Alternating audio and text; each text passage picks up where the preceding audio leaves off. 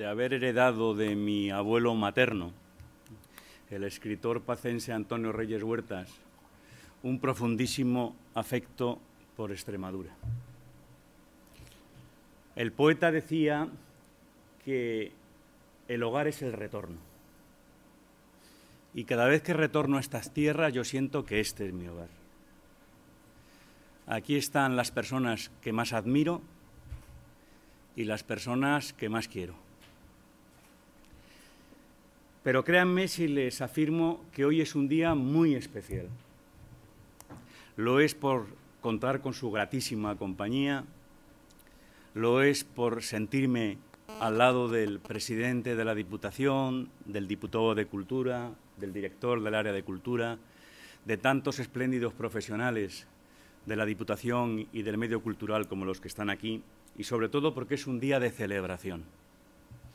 En una de sus últimas comparecencias públicas, Nelson Mandela pronunció una frase que yo me he aplicado como un mantra personal.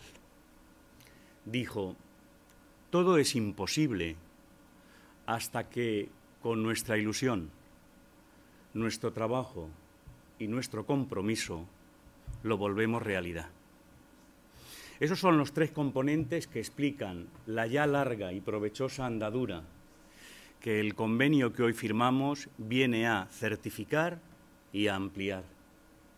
10 años de trabajo constante a través de un modelo como el que ha sustentado esta Diputación, que es, y espero luego poderme extender en ello, tan ejemplar como acertado.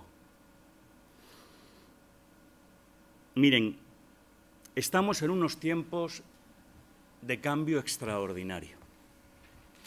Tanto es así que tiendo a pensar que no es que estemos cambiando de época, es que estamos cambiando de era. Es un auténtico cambio civilizatorio al que estamos asistiendo. Y para ello no habría sino que asomarse a circunstancias de las que nosotros mismos hemos sido protagonistas y que ya consideramos casi arqueológicas. Por ejemplo, cuando hablamos del disquete sonreímos. Hace nada lo considerábamos una de las grandes invenciones de la tecnología. Hemos arrumbado el cassette, nos hemos olvidado del Walkman, hemos prácticamente metido en el desván el vídeo. Y así podríamos seguir incorporando una y mil nuevas tecnologías que están a nuestro lado. Si pensamos que hace 24 años Internet no se había popularizado, o que hace 5 no existían los iPads, entenderemos en qué ola gigantesca estamos inmersos. Al mismo tiempo, un dato que me parece igualmente relevante. En el último informe sobre empleo que ha hecho la Unión Europea se hace la siguiente afirmación, importantísima. En los próximos 15 años, el 50% de los empleos que conocemos, especialmente de baja cualificación, van a desaparecer. El 50% de los empleos de baja cualificación que conocemos van a desaparecer. El 30% de los empleos existentes van a sufrir importantísimas modificaciones. Y un 40% de nuevos empleos van a surgir en los próximos 15 años, unidos fundamentalmente a las capacidades cognitivas y de manejos de la información que tengan las personas. Por eso se está también transformando un elemento que hasta ahora servía para medir el patrón de las naciones o el patrón de los territorios. Históricamente, las naciones o los territorios eran grandes por su extensión, por sus materias primas, por su renta per cápita o por su demografía. Eso está terminando. Las naciones y los territorios solamente van a ser grandes por la capacidad que tengan de desarrollar y de producir inteligencia. Eso es lo que estamos en este momento encarando. Por vez primera en la historia de nuestra humanidad, nos jugamos el futuro en la medida en la que la sociedad apueste firme y seriamente por propiciar, desarrollar y producir inteligencia. La pregunta que inmediatamente surge es: y cómo se podría llegar a ese objetivo de producción de inteligencia que nos capacitara globalmente para asumir unos tiempos tan nuevos que son impredecibles. Si pudiéramos predecirlos, no serían tan nuevos como van a ser. Pues miren, hasta ahora no teníamos ninguna base científica, pero ya la tenemos. Ya sabemos cómo se produce la inteligencia. Y nos lo aclara la neurociencia.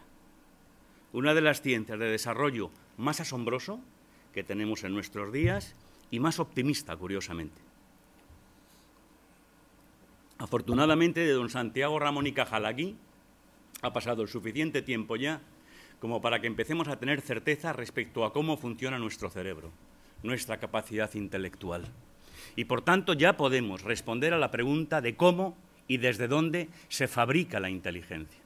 La inteligencia, entendido como la capacidad de analizar y razonar, la capacidad de decidir, la capacidad de sentir, la capacidad de imaginar y la capacidad de predecir o de intuir, que todas esas son las 6 facetas claves de la inteligencia, es un producto, básicamente, de nuestra capacidad cerebral. No depende tanto de la genética, como pensábamos, cuanto del entorno. Fíjense que esto es importantísimo. La base genética en la inteligencia tiene un valor escasísimo. El mayor valor lo tiene el entorno. Si el entorno está poblado de numerosos estímulos y estímulos de calidad, los seres humanos somos capaces de producir una inteligencia en tamaño y en categoría notable. Si por el contrario el entorno es un entorno de bajos estímulos y esos bajos estímulos tienen además una ínfima calidad, la producción de la inteligencia será menor. Fíjense la inmensa responsabilidad que eso significa a la hora de encarar la condición y el sentido de las instituciones públicas, que siempre tienen una función igualadora para que se ofrezca a la totalidad de los ciudadanos las mismas oportunidades independientemente de cuál sea el entorno familiar, económico o social en el que hayan nacido. Pues bien, la inteligencia, como les digo, es producto del número de estímulos que nosotros recibimos y de la calidad de esos estímulos. Medir el número de estímulos es relativamente fácil.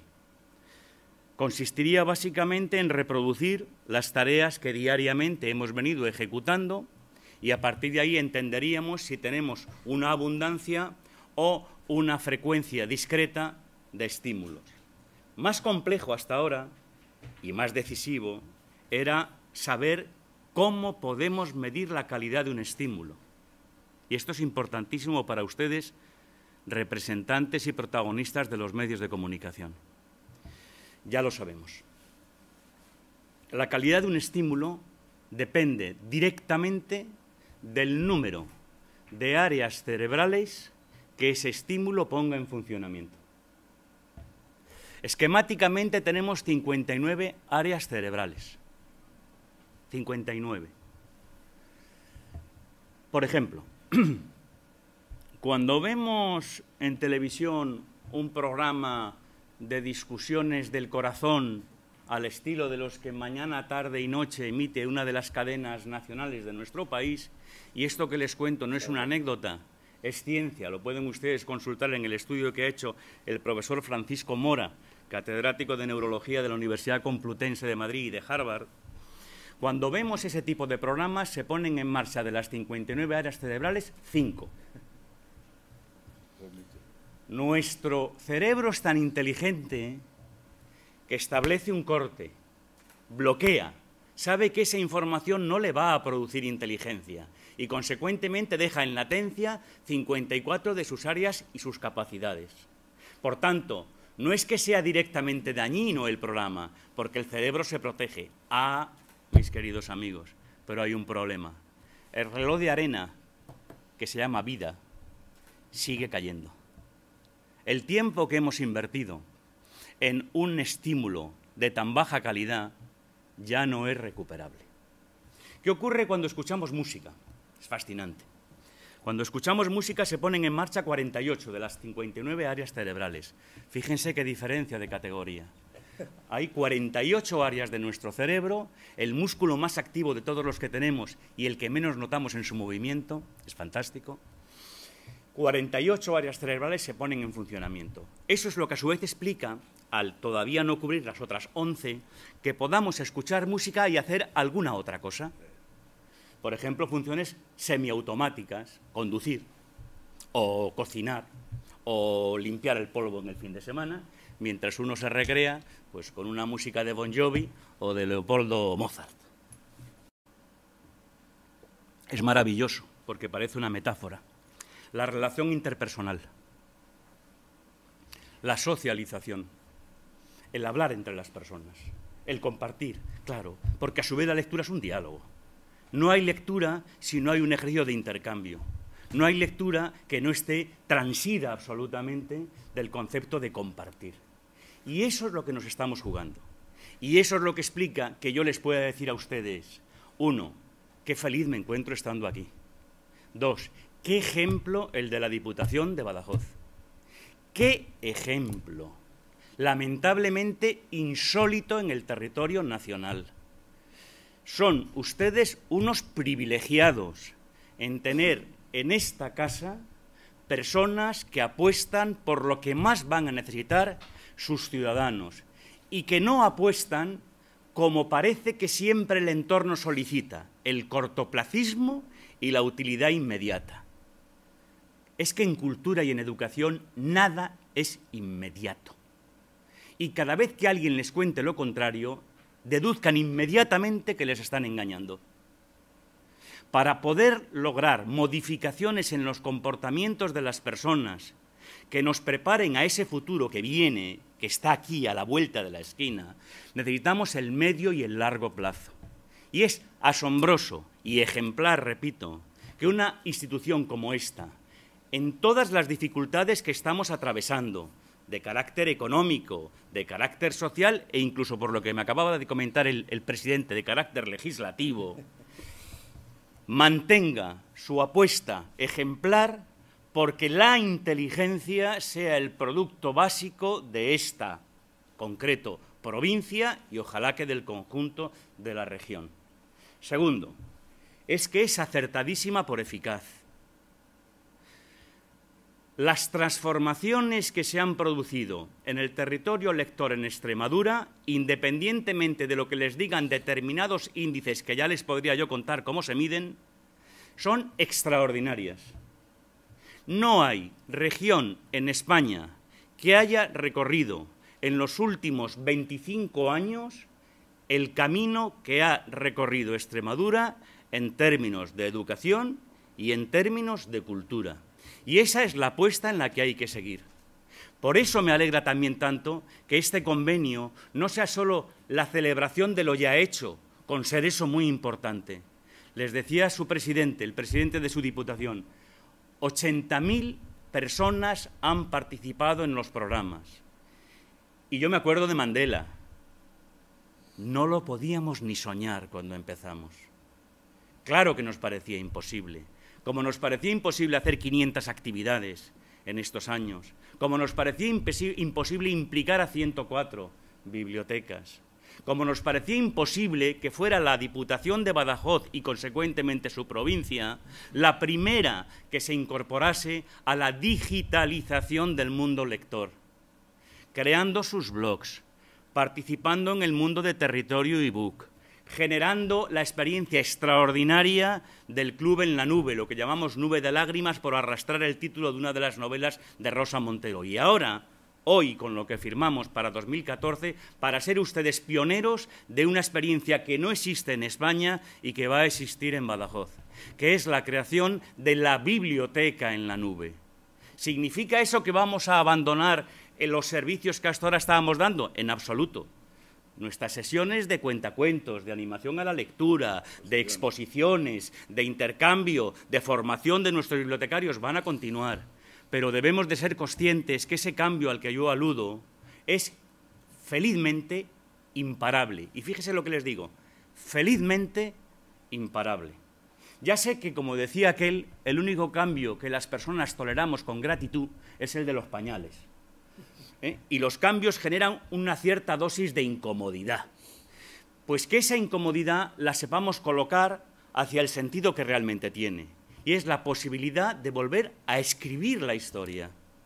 La Nubeteca lo que va a permitir es contar con un depósito de títulos en formato electrónico que, compartidos por 15 bibliotecas, más la Biblioteca de Peñaranda, con el apoyo de Casa del Lector de Madrid, al que luego me referiré, van a generar un intercambio continuado de los contenidos que en esas bibliotecas electrónicamente existan, para a su vez conectarse con los lectores que cada día van a modificar sus pautas, no les quepa la menor duda.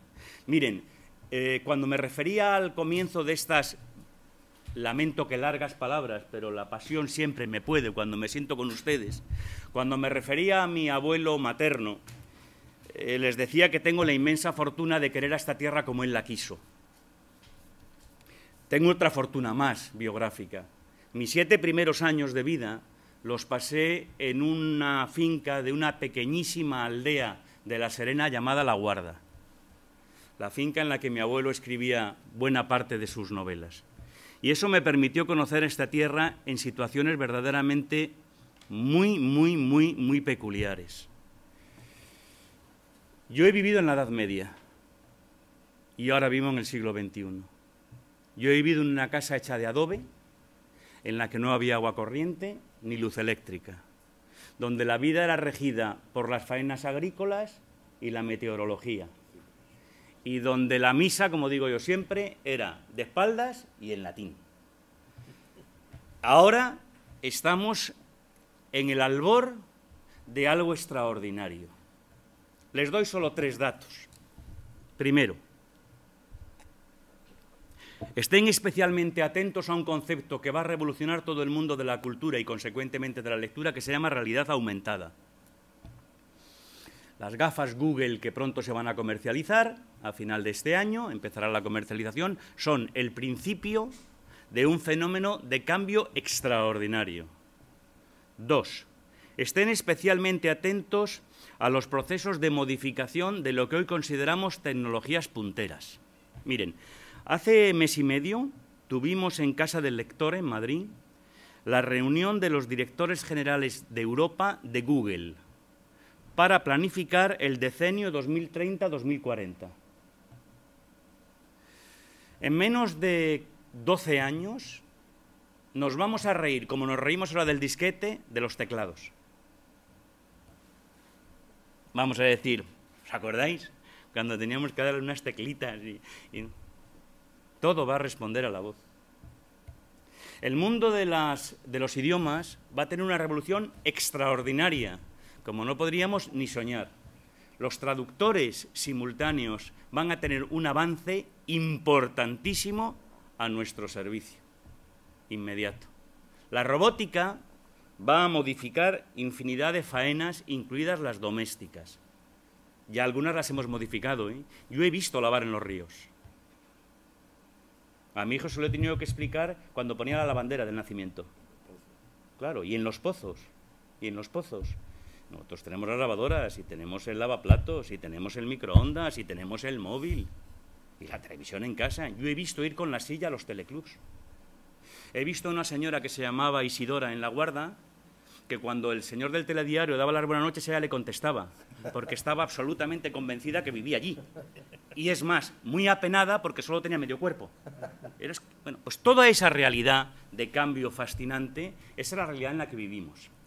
Segundo flujo de cambios, todo lo que va a tener que ver con la medicina.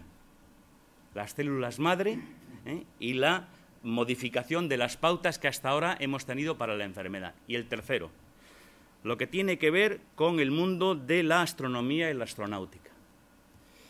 ¿Saben que el acuerdo de los astrónomos de mayor nivel del mundo es que en menos de 15 años tendremos la certeza de vida extraterrestre?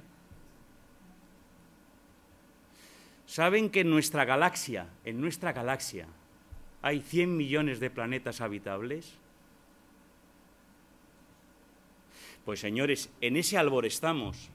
A ese albor hay que encararlo, insisto una vez más, con la práctica de la inteligencia, con el cultivo de la inteligencia. Si sabemos que la lectura es la máquina de fitness intelectual más importante, primemos la lectura hasta sus últimas posibilidades y hagamos que el acuerdo insólito de una institución como la Diputación de Badajoz, con la humilde contribución de nuestra fundación, se extienda a la totalidad de nuestro país. Nada más. Agradecerle infinito al presidente y a los representantes de la Diputación.